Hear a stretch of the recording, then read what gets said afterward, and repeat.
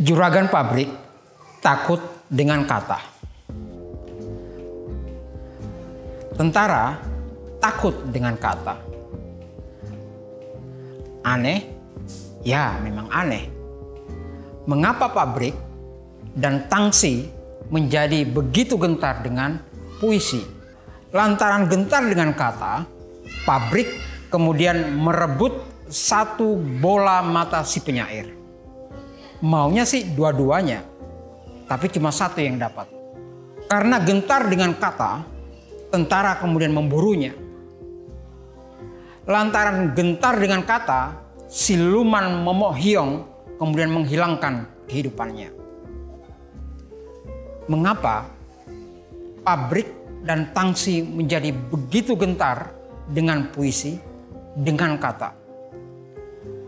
Kata begitu menakutkan karena ia lahir dan tumbuh dari sepenggal nama bernama Wiji Tukul. Jas Merah, inilah serial Siksa Orba. Salam tai dari penyair Wiji Tukul. Adalah pertama-tama dan pada tahap utamanya membangun jiwa bangsa.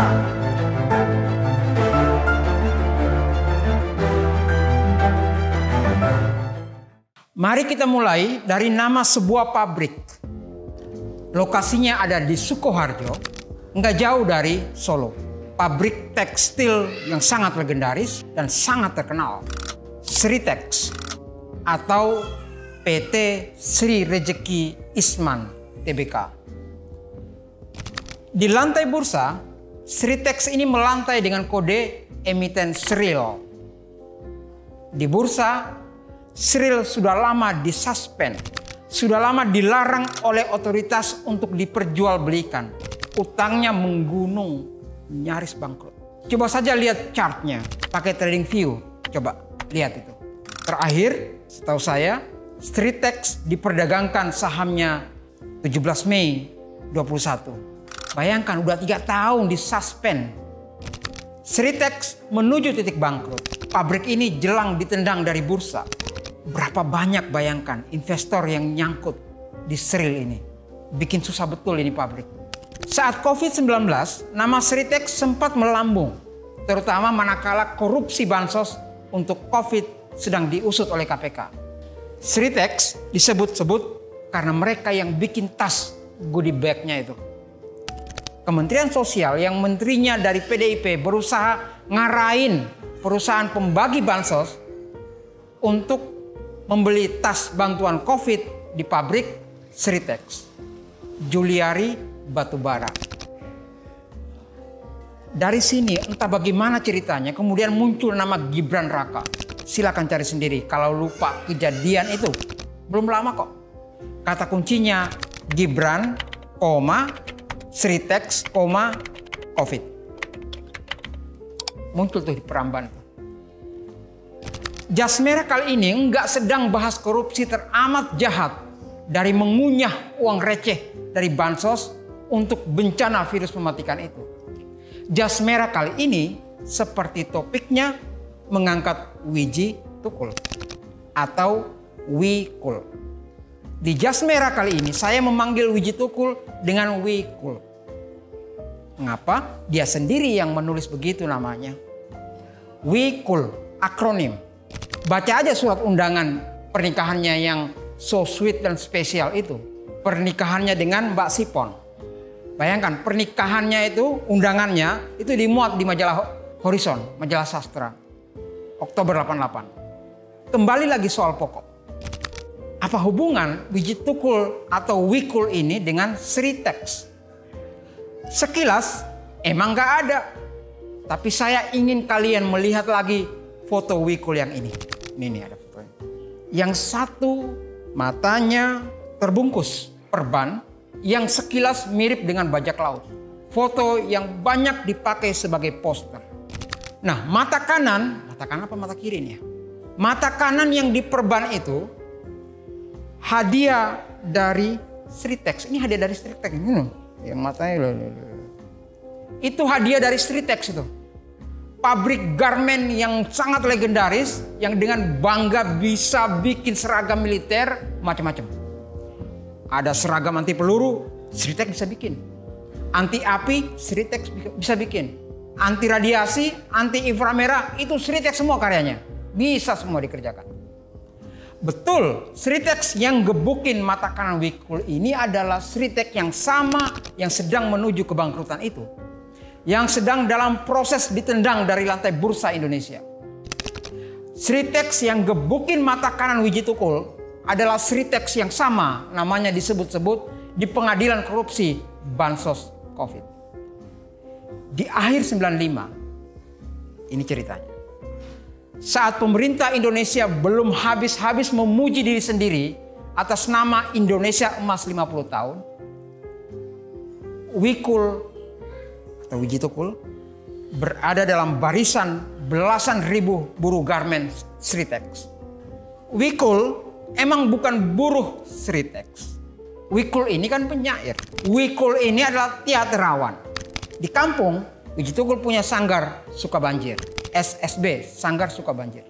Ngajarin anak-anak kampung berkesenian. Wikul ini penyair, saudara sekalian. Tapi kata-katanya, tapi sikap berkeseniannya tumbuh dan besar bersama peluh, kemarahan, dan derita buruh. Seperti namanya, Wiji atau biji, Tukul atau tumbuh, biji yang tumbuh. Peluh, marah, derita, kaum buruh itu seperti hidup Wikul sendiri yang tidak kalah menjadikannya. Dalam sejarah puisi Indonesia, jarang ada profil penyair seperti ini. Antara kata dan laku itu segaris, tebal, lurus, pekat, nggak ada abu-abu. Wikul saat demo gede di Sritex itu ketangkep dan dihajar habis-habisan. Sritex nyaris saja mengambil mata kanan Wikul. Hampir buta loh. Pabrik itu begitu takut dengan penyair ini karena puisinya. Karena kata-katanya yang tidak memiliki jarak dengan derita kaum buruh. Wikul tidak pernah lupa Sritex. Wiji Tukul mengutuk Sritex. Wikul mengabadikan Sritex dalam puisinya Derita Sudah Naik Seleher. Ini puisi Titi Mangsanya 96 ya. Kira-kira begini baitnya. Kau lempar aku dalam gelap hingga hidupku menjadi gelap. Kau siksa aku sangat keras hingga aku makin mengeras. Kau paksa aku terus menunduk, tapi keputusan tambah tegak. Darah sudah kau teteskan dari bibirku, luka sudah kau bilur ke sekujur tubuhku. Dan bait berikut ini ya, sangat terang, sangat gelap sekaligus. Cahaya sudah kau rampas dari biji mataku. Kau menindas sampai di luar batas. Itu puisinya, puisi kutukan untuk Sritex. Pabrik Sritex yang dijaga serdadu itu telah merampok, dalam bahasa Wiji Tukul, cahaya yang dipunyai Wiji Tukul. Apakah Wiji Tukul kapok? Enggak, malah makin mengeras. Nah, di akun IG-nya adik Wiji Tukul, Wahyu Susilo, nanti dicek. Beberapa waktu lalu pernah membagi dokumen penting dari polisi Surakarta soal pengembalian barang bukti sitaan pemeriksaan Wikul sebagai tersangka kasus subversif. Itu masih tahun 96. Isi dokumen itu menarik sekali, terutama item-item apa saja yang dikembalikan oleh polisi. Bayangkan ada 3 buku puisi. Bukan cuma 1 saudara, 3 sekaligus. Dan 1 majalah mahasiswa sastra Undip, Hayam Wuruk. Bayangkan itu yang diangkut oleh polisi gitu. Saya ulangi ya, untuk kasus subversif yang dituduhkan kepada Wiji Tukul. Ini tuduhan yang luar biasa seremnya. Terselip 3 buku puisi. Dan salah satunya adalah antologi puisi Mencari Tanah Lapang. Alkisah, pernah Wikul ini diundang pihak militer untuk baca puisi di HUT ABRI, ulang tahun ABRI. Wiji Tukul jelas menolak dengan sangat keras. Alasan Wikul, kalau saya iyain, kalau saya datang ke sana, maka kedatangan saya itu akan mengombang-ambingkan massa. Massa jadi bingung. Sementara ada juga yang bilang, dengan tampil di ABRI, karya Anda dibaca banyak orang. Dan Wiji Tukul ngotot. Disinilah Wikul menjadi pembeda. Bobot variabel pembedanya tampak sekali.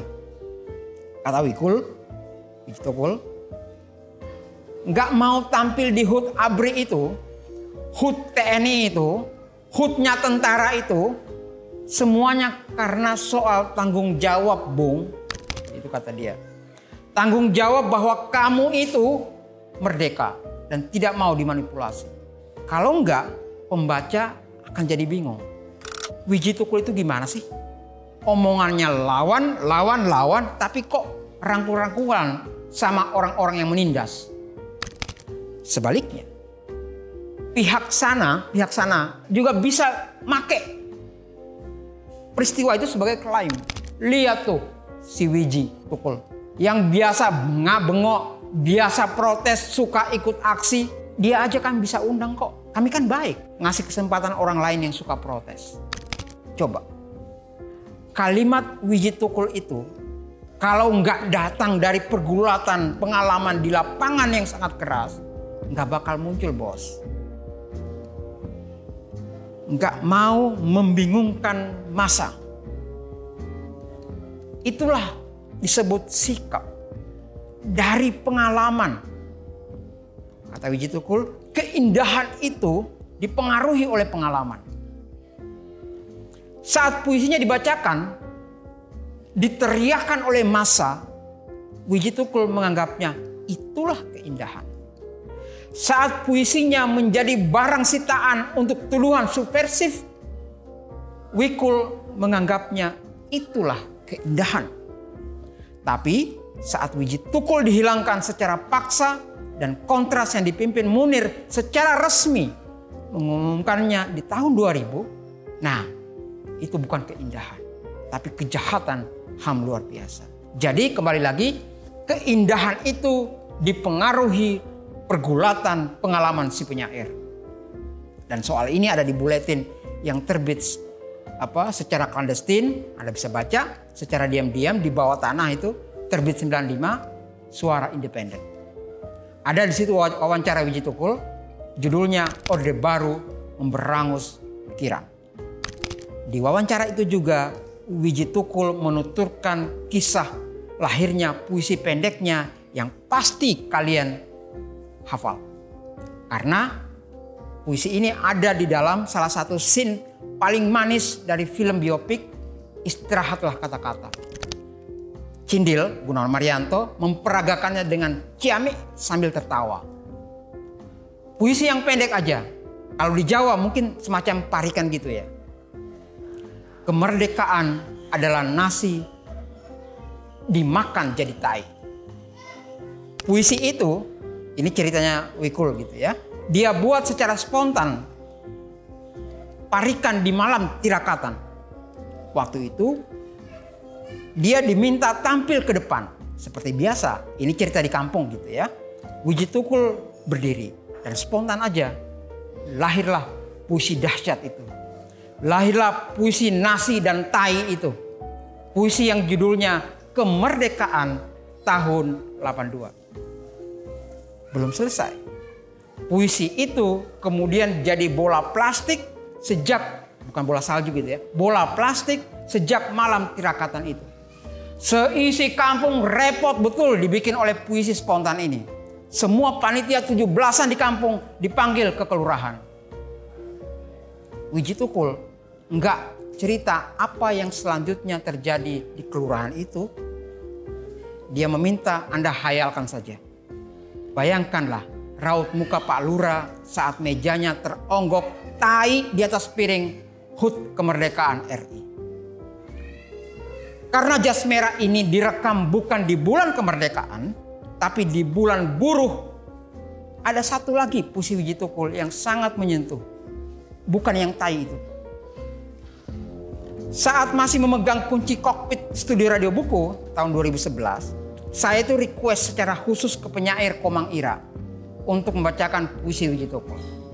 Arsipnya masih ada, mungkin bisa diperdengarkan sebagai bagian penutup dari Jas Merah serial Siksa Orba episode Wijitukul ini.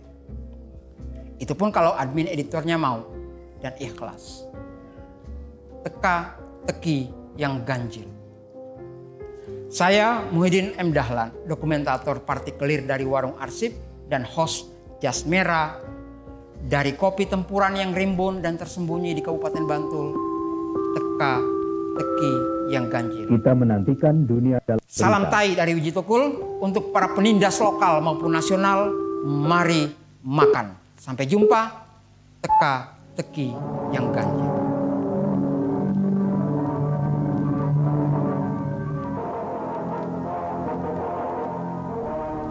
Pada malam itu kami berkumpul dan berbicara. Dari mulut kami tidak keluar hal-hal yang besar. Masing-masing berbicara tentang keinginannya yang sederhana dan masuk akal. Ada yang sudah lama sekali ingin bikin dapur di rumah kontraknya. Dan itu mengingatkan yang lain bahwa mereka juga belum punya panci, kompor, gelas minum, dan wajan penggoreng.